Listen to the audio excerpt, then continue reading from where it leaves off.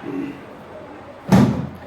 प्रिय विद्यार्थी सभी को जय श्री राधे कृष्ण। जैसा कि आप जानते हैं, मैं अपनी चैनल दिव्यांशी क्लासेस 9698 पर लगातार आपको हाई स्कूल गणित की वीडियो उपलब्ध करा रहा हूं। जो प्रश्नावली है उसमें कंटिन्यू हम प्रश्नावली कर रहे हैं, उसके अंतर्गत जो सवाल हैं वो भी हम एक लंग से आपको करा रहे हैं।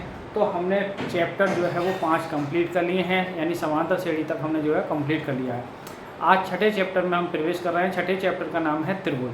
तो आज जानेंगे त्रिभुज के बारे में, और फिर यदि समय मिलता है तो पहले तो हम त्रिभुज के बारे में यानी छठे चैप्टर के बारे में, छठे चैप्टर में हमें पढ़ना क्या है। तो आइए पहले हम देखिए त्रिभुज की परिभाषा है। भाई त्रिभुज से स्टार्ट हो रहा है तो त्रिभुज की जिक्र, त्रिभुज की परिभाषा को क्यों भूला जाए। तो आइए त्रिभुज की परिभाषा क्या है। 3 भुजाओं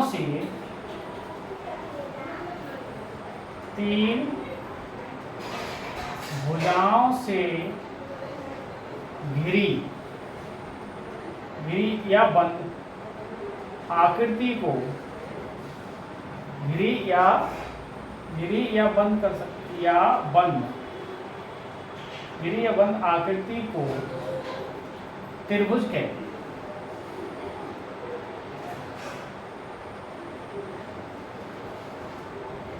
त्रिभुज के तीनों कोणों का योगफल 180 अंश होता है। यदि ये त्रिभुज है और त्रिभुज के शीर्षों के नाम ABC हैं, और यदि कोण भी मान लें थोड़ी देर को ये ABC हैं, तो कोण A प्लस कोण B प्लस कोण C, तीनों कोणों का जोड़ कितना होगा 180 अंश। ये लाइन आप ध्यान रखेंगे, त्रिभुज के तीनों कोणों का जोड़ 180 होता है। ठीक है। अब त्रिभुज की जिक्र कर लें यहाँ। देखिए वैसे आपके यहाँ ज़्यादा नहीं है, थोड़ी सी बात है। अब आपकी इसके बाद है समरूप आकृति।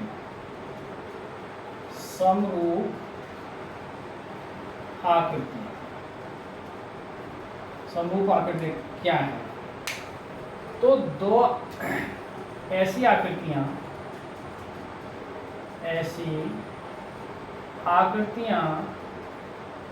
जिनके आकार या रूप एक समान हो,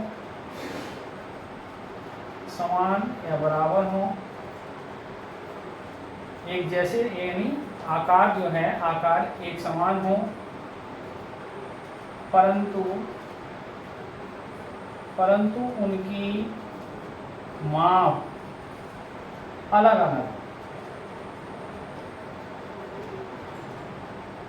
अलग हो, समरूप आकृतियां कहलाती हैं। समरूप आकृतियां कहलाती हैं। देखिए समरूप आकृतियां कहलाती है। जैसे एग्जाम्पल के तौर पे मैं बताऊँ, जैसे एक बड़ा वृत्त ले लिया और एक छोटा वृत्त ले लिया, तो रूप तो इनका एक जैसा है, लेकिन इनकी जो मतलब रेडियस है, जो इनका जो आकार है वो कैसा है, छोटा बड़ा है। तो रूप तो एक जैसा है, भाई वृत्त है, ये भी वृत्त है, ये भी वृत्त है, समरूप है, लेकिन क्या है आकार एक समान नहीं है। तो ऐसी आकृति को हम क्या कहेंगे। और आप समझें जैसे एक बड़ा त्रिभुज है और एक छोटा त्रिभुज है, तो भाई इसी में भी 3 शीर्ष हैं, इसमें भी 3 शीर्ष है। इसकी लंबाई 5 सेंटीमीटर मान लो 5 है, या ये आपकी 5 है, ये 4 है, और ये आपकी मान लो 5 ही, मतलब ये 2 सेंटीमीटर, ये 2 सेंटीमीटर है, ये 2 सेंटीमीटर।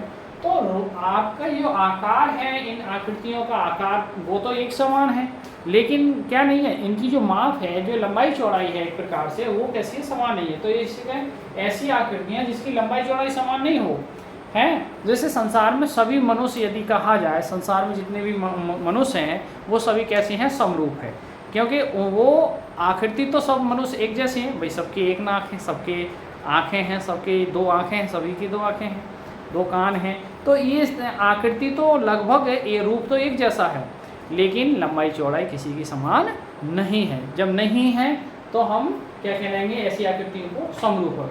और एक आप एग्जाम्पल के तौर पर समझ लो, जैसे कोई दो वस्तु लें और एक दूसरे को वस्तु के ऊपर रखें, तो एक वस्तु दूसरी वस्तु को या पहली वस्तु दूसरी वस्तु को या दूसरी वस्तु पहली वस्तु को पूर्णतः ढक नहीं पाए, तो ऐसी सभी आकृतियाँ क्या कहलाएंगी? समरूप कहलाएंगी। लेकिन शर्त क्या है कि रूप एक जैसा होना चाहिए। ऐसा नहीं है कि एक त्रिभुज है और एक वृत्त है, ऐसा नहीं चल पाएगा, तो वो समरूप नहीं होंगे। समरूप आकृतियाँ क्या है? आकृति एक जैसी हो, लंबाई या छोटी बड़ी आकृति हो सकती है, ठीक है। तो ये समरूप आकृतियाँ हैं।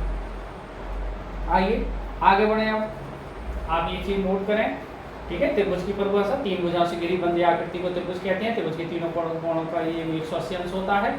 समरूप आ गए ऐसी आकृतियाँ जिनके आकार या रूप एक समान या बराबर हो, परंतु उनकी जो माप है वो अलग अलग हो, भिन्न भिन्न हो, तो समरूप आकृतियाँ कहलाती हैं। जैसे दो वृत्त हैं, दो त्रिभुज हैं, ठीक है। आगे बढ़े हम।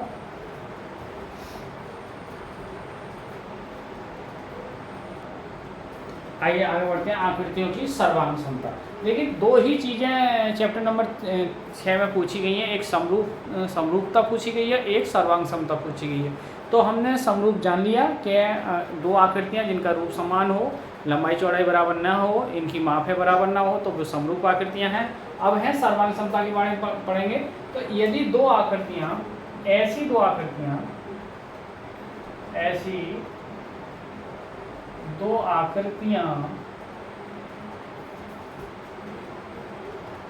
जिनके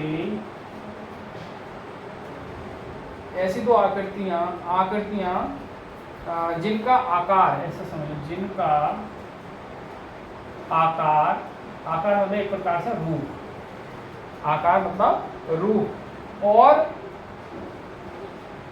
और माप समान हो,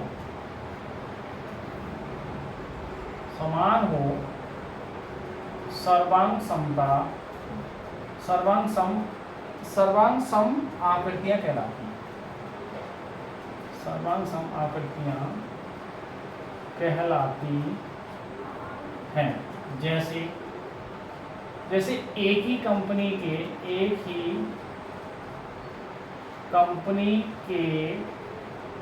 सिम कार्ड, या दूसरा एक ही बैंक के एटीएम कार्ड, ठीक है। तो ये आधार कार्ड, पैन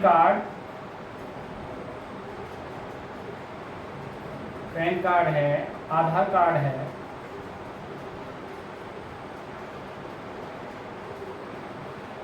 कहने का मतलब क्या है? जो देखिए, अब मैं ये नहीं है कि आप कोई फोटो स्टेट बड़ी छोटी करा लो, तो इसका मतलब ये नहीं है।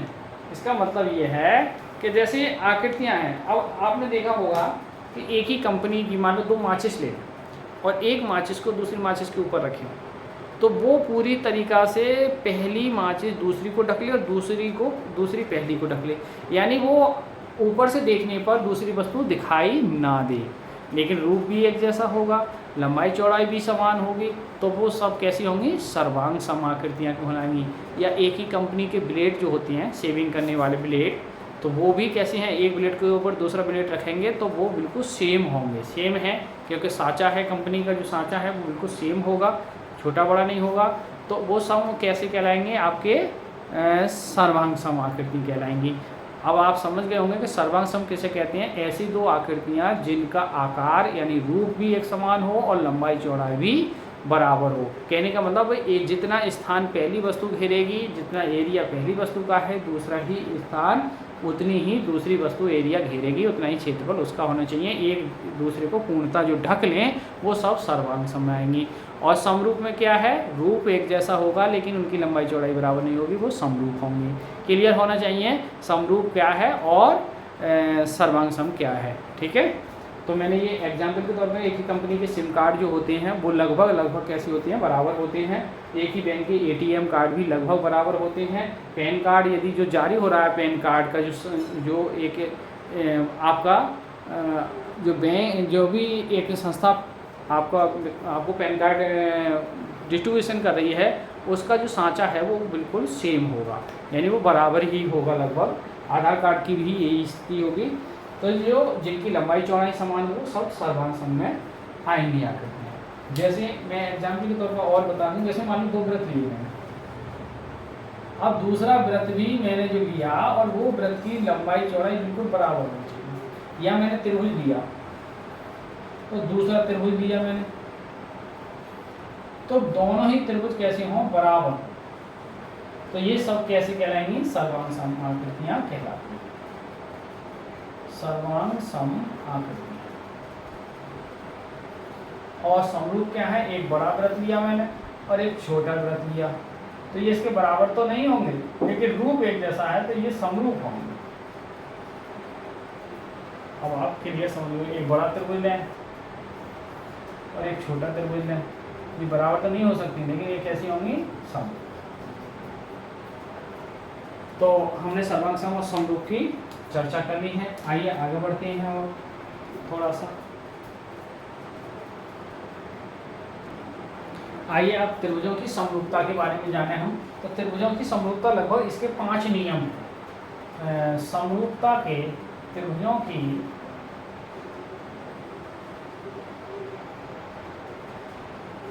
समरूपता के नियम निम्न प्रकार है। क्या है देखिए, पहला नियम है आपका कोण कोण भुजा, कोण कोण समरूपता, कोण कोण कोण समरूपता, कोण कोण समरूपता। इसका मतलब क्या है देखिए, इसको आप इंग्लिश में लिखना है तो एंगल एंगल एंगल। अब इसमें क्या है मैं आपको बताऊं, जैसे 2 आकृति ली आपने, ठीक है,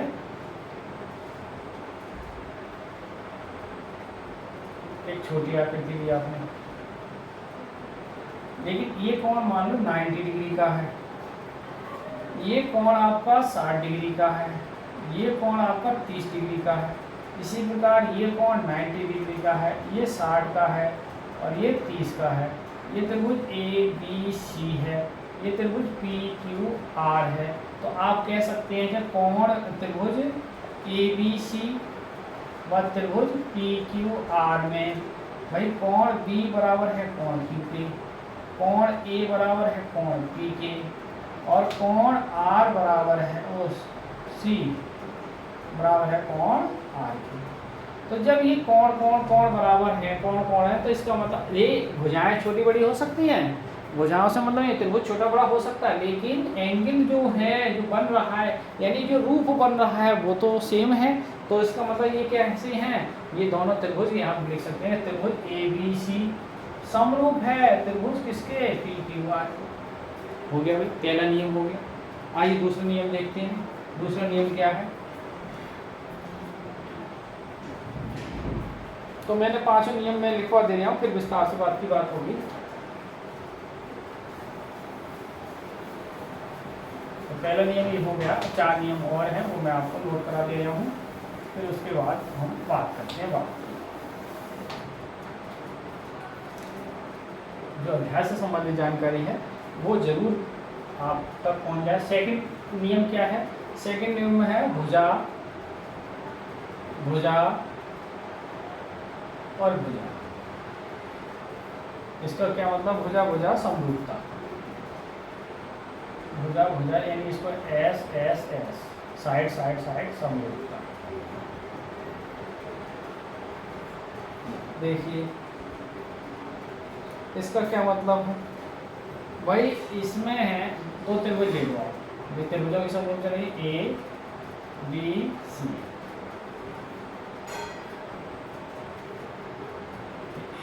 पी क्यू आर। इसकी ये भुजा इसके बराबर है, इसकी ये भुजा इसके बराबर है, इसकी ये भुजा इसके बराबर है।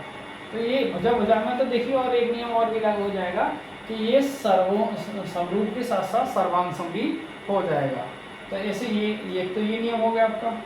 एक थर्ड नियम क्या है, थर्ड नियम है भुजा कोण भुजा, भुजा कोण भुजा। यानी साइड एंगल साइड, समरूपता।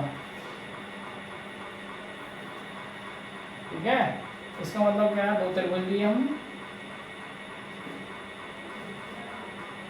ए B C P Q R. तो देखेंगे, देखिए अब इसमें क्या भुजा, मान मैंने ये भुजा ली, फिर इनके बीच का कोण लिया, फिर ये भुजा ले ली, ऐसे ये भुजा ली, कोण लिया और ये भुजा, यानी कोण ए बराबर होगा कोण पी के, और ए बी भुजा बराबर हो जाएगी पी क्यू के, और ए सी भुजा बराबर हो जाएगी पी आर के। तो ये नियम लग गया इसमें। ठीक है, और आइए चौथा पार्ट क्या है। चौथा पार्ट है आपका कोण भुजा कोण, कोण भुजा कोण, इंग्लिश में कहेंगे side angle, sorry angle side angle. इसमें क्या होगा, दो त्रिभुज लिया आपने P Q R A B C. अब कोण मान लो ये कोण इस कोण के बराबर, ये भुजा इस भुजा के बराबर, और ये कोण इस कोण के बराबर। तो सीधी सी बात है, कैसे होंगे ये समरूप। और लास्ट नियम है पांचवा, समकोण कर्ण और भुजा। इसको इंग्लिश में RHS कहते हैं, RHS। इसमें क्या मतलब है, तो ये हमने दो त्रिभुज लिए, छोटा बड़ा ले सकते हैं हम। तो हमने ये कोण राइट एंगल बराबर है, और एक कर्ण बराबर है, और एक भुजा बराबर है। तो सिंपल सी बात है कि एक भुजा कर्ण और बीच का कोण बराबर है, या इसको आप इस तरीके से ले लो, कोई सी ले लो आप भुजा, एक भुजा एक कर्ण और एक समकोण। तो ये भी कैसे होंगे, समकोण कर्ण भुजा RHS से। तो ये चार नियम हैं, आपको पता होनी चाहिए। बिना इन चारों नियम के हम प्रश्नावली आगे की नहीं कर सकते। तो अब हम आपको बता दें कि इसी यही है आपके यहाँ एक आध पार्ट और हो सकता है कुछ, पहले इतना नोट करें हम। तो शेष मैं कल बताऊँ, कल की वीडियो में बताएंगे। आज की वीडियो बहुत बड़ी हो जाएगी। फिर आज के लिए यही जो जानकारी थी त्रिभुज से संबंधित वो मैंने आपको शेयर कर दी है। आप इसको भली भांति अच्छी तरीक़ा से देख सकते हैं। इसके बाद भी कोई समझ में आए तो कमेंट कर सकते हैं। तो आप हमारे चैनल दिव्यांश के चैनल में लगातार बने रहिए, अपडेट कर दीजिए, लाइक सब्सक्राइब कीजिए और भी बच्चों को भला हो। इसी के साथ आज की वीडियो को ही विराम करते हैं। सभी को जय श्री राधे कृष्णा, जय हिंद, जय भारत।